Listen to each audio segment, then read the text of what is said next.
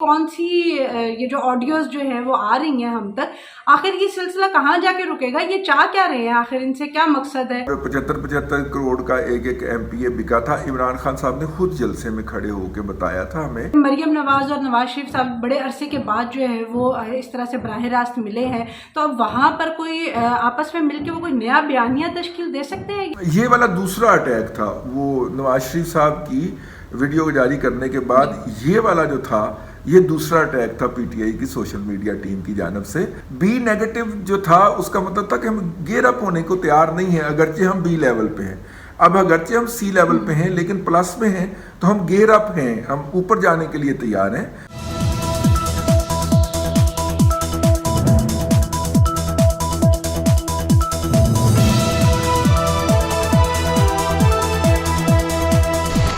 अस्सलाम वालेकुम नाज़रीन, प्रोग्राम बात से बात के साथ मैं हूं आपकी मेज़बान अफीफ़ा राव और मेरे साथ मौजूद है मुल्क के नामवर तज्ज़िया का रिजवान रज़ी साहब।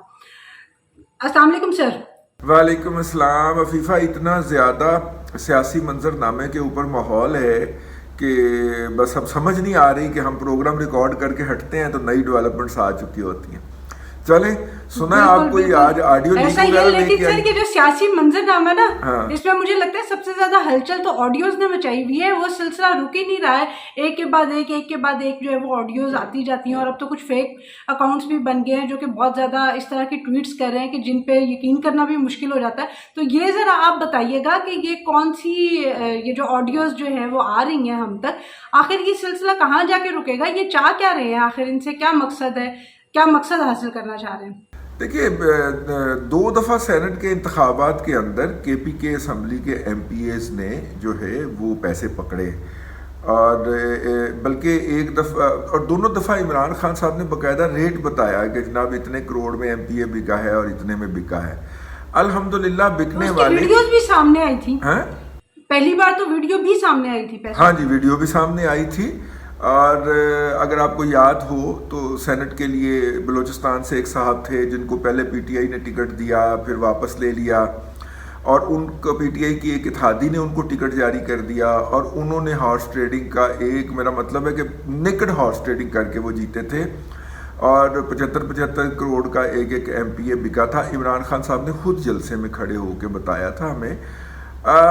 यानी कि अगर नेकेडली किसी पार्टी के लोग बिके हैं तो वो जनाब इमरान साहब की अपनी पार्टी है। अब उस हवाले से बज़ाहिर तो उनकी पार्टी की तरफ से यही लाइन ली जाती थी कि जनाब ये इमरान खान साहब से बाला बाला हो रहा है, उनको नहीं पता, और जैसे ही उन्हें पता चलता है वो इसका बहुत बुरा मनाते हैं। और इन्होंने 20 अरकान असम्बली तो अपने पार्टी में से निकालने का ऐलान भी किया था, अगर आपको याद हो। फिर उसके बाद 2018 के इलेक्शन आ गए थे। तो अब जनाब जो ऑडियो आई है आज के रोज़ वो ये है कि इमरान साहब जो हैं वो बाकायदा उस हवाले से सौदाबाजी करते हुए पाए जा रहे हैं किसी पार्टी के साथ।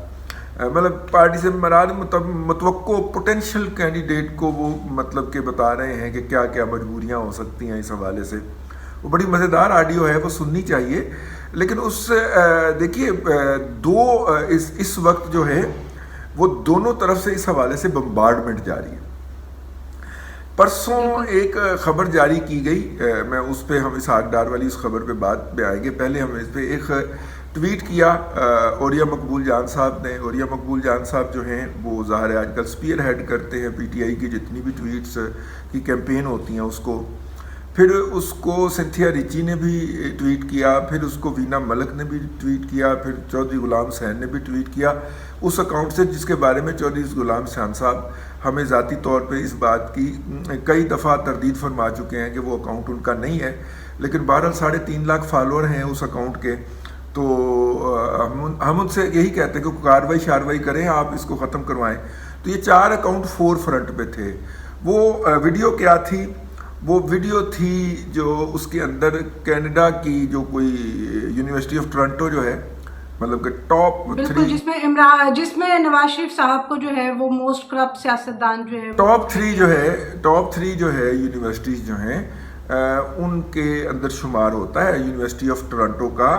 और दुनिया की मतलब कि MIT के लेवल की वो यूनिवर्सिटी समझी जाती है, और दुनिया भर से किसी भी तालिब इल्म का ख्वाब हो सकता है उस यूनिवर्सिटी में पढ़ने में। تو پڑھنے کے لیے، اور وہاں پہ کوئی ہے تو وہاں پہ کوئی لیکچر پروفیسر صاحب کو لیکچر دیتے ہوئے نواز شریف کی تصویر دکھا رہے ہیں، تو ان اکاؤنٹ نے کہا کہ یہ دیکھیں یہ کرپشن کے اوپر لیکچر ہے اور اس کے اندر نواز شریف کو ایز اے سمبل دکھایا گیا ہے۔ جب اس کی تحقیق کی گئی تو پتہ چلا کہ وہ لیکچر نہیں ہے، وہ ایک پرائیویٹ فنکشن تھا کہ کسی صاحب نے، جو ہوتا ہے نا فلاں صاحب جو ہیں وہ آئے ہیں تو وہ آگے خطاب فرمائیں گے تو آپ بھی تشریف لائیں، وہ اس طرح کا ایک فنکشن تھا جس کے لیے یونیورسٹی کا ہال بک کیا گیا تھا، نمبر 1۔ نمبر 2 جو حوالہ تھا وہ یہ تھا اس میٹنگ کے اندر یا اس کانفرنس کے اندر یا اس لیکچر کے اندر کہ دیکھیے اگر کسی شخص نے کرپشن کا ایک آنا بھی نہ کیا ہو، مطلب کسی نے ایک آنے کی بھی کرپشن نہ کی ہو، اور عدالت میں اور دنیا کی کسی عدالت کے اندر اس کے خلاف ثابت بھی نہ ہو سکے، اس کے باوجود بھی وہ وکٹمائز کیا جا سکتا ہے، جس طرح کے میاں نواز شریف صاحب وکٹمائز کیے جا رہے ہیں۔ جب اس کی پوری آڈیو منگوا کے ہم نے سنی تو اس میں سے یہ نکلا، لیکن اس سے پہلے پی ٹی آئی اور اس کی سوشل میڈیا ٹیم ایک ماحول بنا چکی ہوئی تھی کہ جناب وہ کرپشن کا استعارہ ہیں اور دیکھیں دنیا کے اندر وہ کوٹ ہوتے ہیں۔ ان کی طرف سے یہ آڈیو جب آئی ہے تو اس کے بعد پھر جو ہے مجھے یہ لگتا ہے کہ یہ جو عمران خان صاحب کی جو آڈیو آئی ہے جس کے اندر وہ ہارس ٹریڈنگ کے لیے سودا بازی کرتے ہوئے پائے جا رہے ہیں، یہ اس کا جواب ہے، میرا خیال ہے، سمجھا جائے آئی مے بی رانگ، لیکن مجھے لگ رہا ہے کہ یہ شاید اس کا ایک رپلائی کیا گیا ہے، رسپونڈ کیا گیا ہے آگے سے کہ اگر تم ہماری اس طرح کی۔ اچھا، اگر سر ہم اس ایزمپشن کو تھوڑا سا صحیح بھی سمجھے، جو مطلب آپ کا خیال ہے جس طرح سے آپ نے کہا کہ تو اگر جس طرح سے آپ نے وہ پوری تحقیق کی اور آڈیو کو سنا اور اس کے بعد آپ نے اب بتایا ہمیں کہ وہ بیسیکلی بات اس طرح سے نہیں، اس طرح سے تھی اور وہ ایک پرائیویٹ جو ہے وہ فنکشن تھا اور سارا کچھ، تو مسلم لیگ نون تو آج کل بڑی بڑی پریس کانفرنسز کر رہی ہے۔ مریم نواز بڑی دھواں دار پریس کانفرنس کر کے گئی تھی، پھر شہباز شریف صاحب نے عمران خان کے اوپر پوری پریس کانفرنس کی اور بہت ساری چیزوں کا جواب دیا۔ تو اس سارے ثبوت کو کسی پریس کانفرنس پہ کرنے کی بجائے یہ جو آڈیوز کا سلسلہ شروع کر لیا گیا ہے، آپ کے خیال میں یہ بہتر نہیں تھا کہ اگر اسی چیز کو کلیئر کیا جاتا تو؟ دیکھیے یا سوشل میڈیا کے ذریعے بالکل آپ کی بات پہ صحیح پہنچ گیا۔ پہلی بات تو یہ کہ جب مریم نے پریس کانفرنس کی ہے پرسوں، جس کے بعد وہ کل روانہ ہو گئی تھی، بلکہ میرے خیال پرسوں سے بھی ایک دن پہلے انہوں نے پریس کانفرنس کی تھی شام کے وقت، اس وقت تک یہ والا ویڈیو نما آڈیو جو ہے یا آڈیو نما ویڈیو جو ہے جی یہ اس کے بعد آئی ہے، یہ اس کے بعد آئی ہے، اور مریم کی پریس کانفرنس کے درمیان میں لیکن شہباز شریف صاحب کی جو پریس کانفرنس تھی وہ اس کے بعد ہوئی ہے۔ اب شہباز شریف صاحب کی حیثیت پرائم منسٹر کی ہے، آفیشیل پوزیشن ہے، اور ان کے بھائی نواز شریف صاحب ابھی تک سزا یافتہ ہیں، مطلب نواز شریف صاحب کے جو متاثرین ہیں وہ جو مرضی کہیں، لیکن ابھی تک عدالت نے ان کے خلاف جو مقدمہ ہے اس کے اندر انہیں ریلیف تو نہیں دیا، اور نہ وہ سزا جو ہے وہ سسپینڈ ہوئی ہے، ٹھیک ہے، تو وہ سزا یافتہ ہیں۔ تو ایک سزا یافتہ شخص کے حق کے اندر ایک آئینی عہدے پہ بیٹھا ہوا شخص جو ہے پرائم منسٹر جو ہے وہ پریس کانفرنس نہیں کر سکتا۔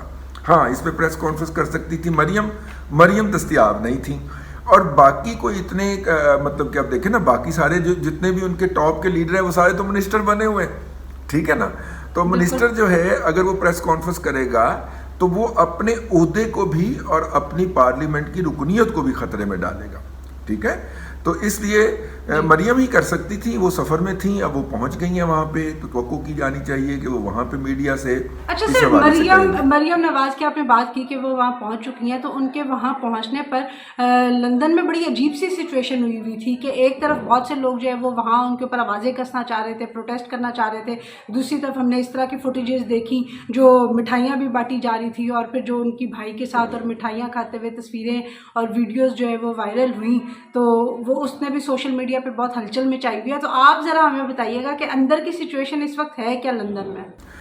دیکھیے نواز پی ایم ایل این جو ہے کل اس نے ان مظاہرین کو وہاں تک نہیں پہنچنے دیا جہاں تک وہ عمومی طور پہ پہنچ جایا کرتے تھے، اور وہ جو ایک ٹیکسی ڈرائیور ہیں، کوئی بھی شعبہ جو ہے وہ انلیگل نہیں ہوتا، لیکن یا مطلب کہ غیر کم عزت والا نہیں ہوتا، لیکن ظاہر ہے کہ وہاں پہ جب کوئی کسی کی حیثیت لیگل نہیں ہوتی تو وہ پھر اس طرح کے چھوٹے چھوٹے کام کرتا ہے۔ تو ان کے جو صاحبزادے ہیں وہ شایان صاحب وہ ایئرپورٹ پہنچے ہوئے تھے، اور وہ جس ایئرپورٹ پہ پہنچے تھے اس سے نکلنے کے 4 راستے ہیں، وہ کسی اور راستے کے اوپر احتجاج کرتے رہے اور مریم کسی اور راستے سے نکل کے چلی گئیں.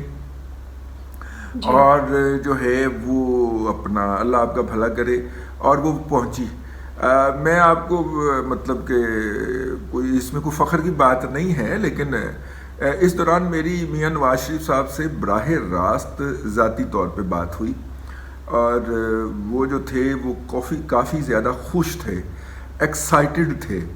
شاید اس ایکسائٹمنٹ میں ہمارا نمبر مل گیا ان کو، لیکن وہ بہت زیادہ ایکسائٹڈ تھے اپنی صاحبزادی سے ملنے کے لیے، اور انہوں نے سیاست پہ بات کرنے سے انکار کر دیا، اور مطلب کہ انہوں نے کہا کہ بس وہ پہنچنے والی ہیں. میرا خیال ہے وہ وقت تھا جب وہ لندن میں لینڈ کر چکی تھیں اور ایئرپورٹ سے گھر آنے کا جو ٹائم تھا نا وہ والا تھا.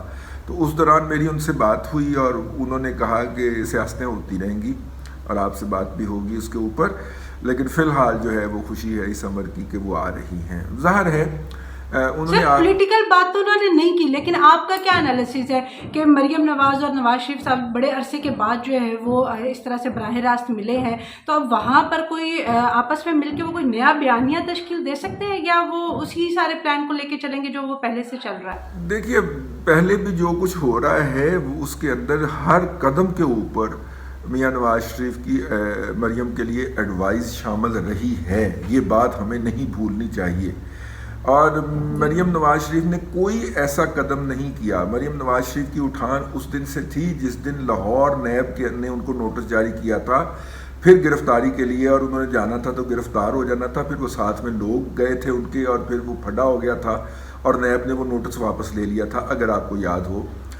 وہاں سے پھر مریم نے پیچھے مڑ کے نہیں دیکھا، وہ پھر احتجاجی سیاست کے اندر ہر قدم آگے بڑھتی گئی.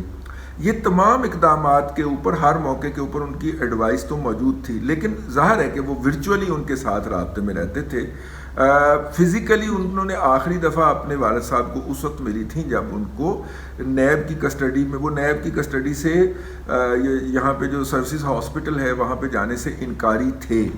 ٹھیک ہے، تو وہ کہہ رہے تھے میں نے یہیں پہ رہنا ہے، میں نے نیب کی جیل میں سے باہر نہیں جانا. تو پھر ان کو قائل کرنے کے لیے پہلے شہباز شریف گئے تھے، اور اس کے بعد پھر جب انہوں نے بھائی کی بات نہیں مانی تھی تو پھر مریم نواز شریف گئی تھی، جنہوں نے جا کے ان کو قائل کیا تھا کہ آپ ہاسپٹل منتقل ہو جائیے. تو یہ آخری ملاقات تھی باپ بیٹی کی. تو اس بات کو بھی میرا خیال ہے کہ کوئی 1.5-2 سال تو ہو ہی گئے ہیں. اور اس کے بعد پھر اس ہاسپٹل سے میاں نواز شریف کی روانگی ہو گئی تھی باہر بیرون ملک علاج کے لیے. تو یوں پھر ان کی پھر باپ بیٹی کی فزیکل ملاقات نہیں ہوئی. اور بھائیوں سے تو ان کی اس دن ہی ملاقات نہیں ہوئی تھی جس دن وہ اپنے والد صاحب کے ساتھ جو ہیں وہ گرفتاری کے لیے پاکستان آئی تھیں اور پھر گرفتار ہو گئی تھیں. تو یہ تھا ان کے گھر کے اندر خوشی کا ایک سما تھا، جو آوازیں بیک گراؤنڈ میں آ رہی تھیں، اور بہت زیادہ وہ ایکسائٹڈ تھے، اس حوالے سے خوش تھے. اور میاں صاحب کا ایک ہے نا کہ ان کی خوشی جو ہے وہ ظاہر میرے ساتھ تو آواز ہی تھی، تو آواز میں ان کی ایکسائٹمنٹ تھی، مطلب کہ اس سے لگ رہا تھا. بندہ فزیکلی بھی چہرہ شناسی کر لیتا ہے، چہرے پہ پڑھ لیتا ہے، تو چہرہ تو میں نہیں دیکھ پا رہا تھا، لیکن وہ اس کے اوپر تھے. پالیسیز کے اندر تبدیلی جو ہے وہ نہیں ہوگی. اس وقت 2 تھیریز مارکیٹ کے اندر ہیں کہ مریم اپنے والد صاحب کے پاس پہنچ گئی ہیں، یہ ان کے مخالفین پھیلا رہے ہیں. مریم اپنے والد صاحب کے پاس پہنچ گئی ہیں اور یہی ان کا الٹیمیٹ گول تھا. اب وہ وہیں پہ رہیں گی، پاکستان واپس نہیں آئیں گی، اور وہیں پہ بیٹھ کے بیان شان دے دیا کریں گی. اور مرتضیٰ علی شاہ کے جو ہے وہ ان کے بصری سیتے جو ہیں وہ بصری فیتے جو ہیں، یعنی کہ ویڈیوز چلا دیا کریں گے، ٹی وی کے اوپر چل جائے کریں گے، اور کچھ نہیں ہوگا. یہ جو ہے یہ ایک بہت بڑے گروپ کی رائے ہے، مؤثر گروپ کی رائے ہے. دوسرے گروپ کی رائے یہ ہے کہ جو مجھے کل جو مختصراً کو 2-2.5-3 منٹ کی بات ہوئی اس کے اندر جو لگا کہ نواز شریف صاحب واپس آنے کے لیے بہت زیادہ پر امید ہیں، اور کل مریم کے پہنچنے کے بعد وہ مزید پر امید کہا جا رہا ہے کہ شاید نومبر کے پہلے ہفتے میں وہ مریم کے ساتھ واپس آ بھی جائیں گے. ہاں، مطلب کل مجھے وہ زیادہ پر امید اور ایکسائٹڈ نظر آئے کہ شاید سمبولیکلی مریم کا وہاں پہ جانا بھی ایک اس حوالے سے اہم ڈیولپمنٹ ہے، جس کو ہم میاں نواز شریف کی واپسی کہتے ہیں. پاکستان کی سیاست کے اندر میاں نواز شریف کا کردار منفی نہیں کیا جا سکا. یہ ایک تلخ حقیقت ہے جس کو تمام فریقین کو تسلیم کرنا چاہیے. اور اچھا سر، سیاست کے ساتھ ساتھ جی آپ بات کمپلیٹ کیجیے. نہیں آپ بات کیجیے تاکہ پھر بات سے میں بات یہ چلے. میں اپنا سوال جو ہے وہ جو گفتگو کا رخ ہے وہ تھوڑا سا دوسری طرف موڑنا چاہ رہی تھی کہ سیاست کے ساتھ ساتھ پاکستان کی معیشت بھی بہت اہم ہے. ایک طرف جو ہے موڈیز نے پاکستان کی رینکنگ جو ہے وہ ڈاؤن کر دی ہے، جبکہ پاکستان کو اسحاق ڈار صاحب کو یہاں لانے کے لیے ایک بڑی ہیوی قیمت پے کرنی پڑی ہے. جیسے ارشاد بھٹی صاحب ایک بڑے سینئر تجزیہ کار ہیں، انہوں نے یہ کلیم کیا کہ شاید 72 کروڑ روپے پچھلی تنخواہوں کی مد میں جو ہے وہ اسحاق ڈار صاحب کو ہم نے پے کی ہیں. تو اب اسحاق ڈار صاحب کے یہاں آنے کے بعد بجائے یہ کہ معیشت کچھ بہتر ہوتی ہے، ہماری رینکنگ تو ڈاؤن ہو گئی ہے. تو اب یہ کیا حالات بنیں گے؟ دیکھیے میں پھر ارشاد بھٹی صاحب کی 50 کروڑ کا جو فراڈ تھا جو انہوں نے as an employee of Pearl Continental کیا تھا اور پھر وہ پاکستان سے فرار ہو گئے تھے، اور جب تک بابی جو تھے وہ کیا نام رحیل شریف صاحب چیف آف آرمی سٹاف رہے تھے تو وہ پاکستان واپس نہیں آئے تھے، دبئی میں چھپے رہے تھے.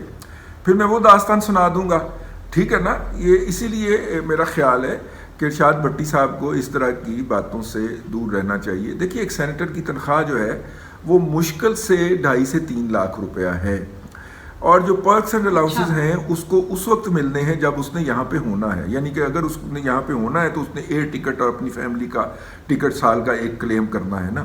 اگر اس نے یہاں پہ ہونا ہے تو اس کی فیملی نے اور اس نے میڈیکل کلیم کرنا ہے. اگر اس نے یہاں پہ ہونا ہے تو اس نے ٹریول الاؤنس کلیم کرنا ہے. اگر اس نے یہاں پہ ہونا ہے تو اسے ہاؤس رینٹ کلیم کرنا ہے. تو اگر وہ یہاں پہ نہیں ہے تو پھر ان کی صرف وہ 2.5 لاکھ روپے جو 2.25 لاکھ 2.5 لاکھ روپے کی تنخواہ ہے سادہ وہ بنتی ہے. اور اگر آپ 5 سالوں کی تنخواہ، بلکہ 5 سال تو پورے بھی نہیں ہوئے، اگر آپ دیکھیں تو 3 سال بھی شاید ان کے ابھی سینیٹرشپ کے پورے نہیں ہوئے، تو آپ ان 3 سالوں کی تنخواہ لگا لیں تو وہ 72 لاکھ تو شاید ہو جائے، لیکن 72 کروڑ نہیں ہو سکتی. پہلی تو بات جی پہلی تو یہ بات میری ذہن میں رکھ لی جائے. دوسری بات یہ ہے کہ میں چونکہ بہت ساری چیزوں سے ذاتی طور پہ آگاہ ہوں. جب یہ قید میں تھے مشرف صاحب کے، لاہور میں ہاؤس اریسٹ میں تھے، تو اس وقت ہم ان سے جا کے مل لیا کرتے تھے اسحاق ڈار سے، اور چونکہ فنانس اور اس کے رپورٹر رہے ہوئے ہیں ہم، تو اس لیے ان سے وہ فنانس منسٹر رہے تھے، تو اس لیے ہمارا کو تھوڑا سا ان کے ساتھ پیار محبت چلتا رہتا تھا. تو مجھے یاد ہے کہ ہم ان سے ملنے جاتے تھے تو یہ اس وقت بیٹھے ہوئے اپنا ایک ٹرسٹ ہے ان کا، حجویری ٹرسٹ، تو حجویری ٹرسٹ کے حوالے سے وہ جمع تفریق کر رہے ہوتے تھے، مطلب کہ چیزیں مینیج کر رہے ہوتے تھے. وہ ان کا ایک ٹرسٹ ہے، فیملی ٹرسٹ ہے. وہ اپنی فیملی کے صدقات اور زکوٰۃ اس میں دیتے ہیں. اور جب سے وہ یہ انہوں نے منسٹر کا عہدہ سنبھالا ہے، پہلے یہ کامرس منسٹر تھے نواز شریف صاحب کے پہلے دور کے اندر، تو تب سے ان کی تنخواہ جو ہے وہ اس ہاسپٹل کو جاتا ہے، اس ٹرسٹ کو جاتی ہے. جس طرح میاں نواز شریف کی تنخواہ جو ہے وہ کڈنی ہاسپٹل سوات کو جاتی تھی. یہ آخری دور کے اندر تو یہ بات باقاعدہ ڈاکومنٹریلی ہمارے پاس محفوظ ہے کہ ان کی جو تنخواہ تھی وہ ان کی کانسنٹ سے اس ہاسپٹل کو جاتی تھی. اسی طرح ان کی تنخواہ جو ہے وہ ان کے ہاسپٹل کو جاتی ہے. تو پھر سوال یہ پیدا ہوتا ہے کہ کیا وہ باقی پرکس اینڈ الاؤنسز تو انجوائے کر رہے ہوں گے نا. تنخواہ کیا ہوتی ہے جی؟ اصل تو پرکس اینڈ الاؤنسز ہوتے ہیں. وہ پرکس اینڈ الاؤنسز بھی کلیم نہیں کرتے. وہ جب بھی ٹریول کرتے ہیں تو اپنی ٹکٹ خود خریدتے ہیں. اب اس کے اوپر پھر ایک لمبی داستان آ جائے گی کہ وہ کیسے خریدتے ہیں، کیوں خریدتے ہیں، اور ان کے صاحبزادے علی ڈار کا کیا بزنس ہے، وہ پھر کسی وقت کے لیے اٹھا رکھتے ہیں. ویسے بھی ہم یہ بات جو ہے یہ اسحاق ڈار صاحب کو کہنی چاہیے. کل ایک پریس کانفرنس کے اوپر ثناء اللہ صاحب ہینڈ آن کے اینکر اور جرنلسٹ بھی بڑے پرانے جرنلسٹ ہیں، انہوں نے جب یہ سوال کیا تو اس کے جواب کے اندر اسحاق ڈار صاحب نے اپنی پوزیشن واضح کر دی تھی. تو لیکن چونکہ یہ والا دوسرا اٹیک تھا، وہ نواز شریف صاحب کی ویڈیو جاری کرنے کے بعد، یہ والا جو تھا یہ دوسرا اٹیک تھا پی ٹی آئی کی سوشل میڈیا ٹیم کی جانب سے. لیکن موڈیز کی رینکنگ کے حوالے سے سر آپ نے نہیں بتایا کہ یہ جو اتنی ڈاؤن ہو رہی ہے تو پاکستانی معیشت، مجھے تو نہیں لگتا کہ اس کے بعد ہم جو امید کر رہے تھے کہ بہتر ہوگی وہ کوئی بہتر ہو سکتی ہے. یہ ہونی تھی نا. دیکھیے رینکنگ کس بات سے ہوتی ہے کہ اس اکانومی کی کیپیسٹی کیا ہے ٹو پے بیک. تو ہمارا جب ہم لوگوں کو کہہ رہے ہیں کہ ہمارے جو ہیں وہ 3.5 کروڑ لوگ جو ہیں وہ بے گھر ہو گئے ہیں، اور ہمارا جو ہے پورا کے پی کے اور بلوچستان کا بیشتر حصہ جو کہ جہاں پہ کہ فصل اگائی جا سکتی تھی، ایگریکلچر ہو سکتا تھا، وہ سارا زیر آپ چلا گیا ہے. اس کا مطلب ہے وہاں پہ کوئی فصل نہیں ہونی. 2 صوبوں کی زراعت پاکستان کے اندر 4 सूबों में से उड़ गई है, बिल्कुल खत्म हो गई है। तो इससे हमारी रैंकिंग भी नीचे जाएगी, इससे हमारी पे बैक करने की सलाहियत भी नीचे जाएगी, और हम बी से सी पे, बी नेगेटिव से सी पॉजिटिव पे आ गए। ये एक मैं इसको पॉजिटिव समझता हूँ, क्योंकि हम पॉजिटिव में लैंड कर गए हैं, यानी कि हम गियर अप होने के लिए तैयार हैं। बी नेगेटिव जो था उसका मतलब था कि हम गियर अप होने को तैयार नहीं हैं, अगरचे हम बी लेवल पे हैं। अब अगरचे हम सी लेवल पे हैं लेकिन प्लस में हैं, तो हम गियर अप हैं, हम ऊपर जाने के लिए तैयार हैं। तो मेरा ख्याल है कि ये एक अच्छा है। बहरहाल रैंकिंग डाउन हुई है, इससे पाकिस्तान के जो इंटरेस्ट है उनकी रेशो बढ़ेगी, जो कर्जे होंगे, जो हम नए कर्जे लेने की कोशिश करेंगे उन पे सूद हमें ज़्यादा पे करना पड़ेगा, इमीडिएट कॉस्ट तो हमें ये अदा करनी पड़ेगी। जी नाज़रीन, तो आपने रिजवान रज़ी साहब का तज्जिया सुना कि ये एक नेचुरल डिज़ास्टर के जो है वो आफ्टर इफ़ेक्ट्स हैं। डिज़ास्टर तो हमने भुगता, अब उसके आफ्टर इफ़ेक्ट्स भुगत रहे हैं, लेकिन इस दुआ के साथ कि अल्लाह ताला पाकिस्तान के लिए बेहतर करे, कोई ना कोई बेहतरी का रास्ता निकले और हमारी मैशत जो है वो कुछ बेहतर होना शुरू हो, ताकि लोगों के हालात ज़िंदगी जो है वो कुछ तब्दील हो सकें। वीडियो आपको पसंद आई हो तो लाइक और शेयर ज़रूर कीजिएगा, कमेंट में अपनी राय ज़रूर दीजिएगा। अंटिल द नेक्स्ट टाइम, अल्लाह हाफ़िज़।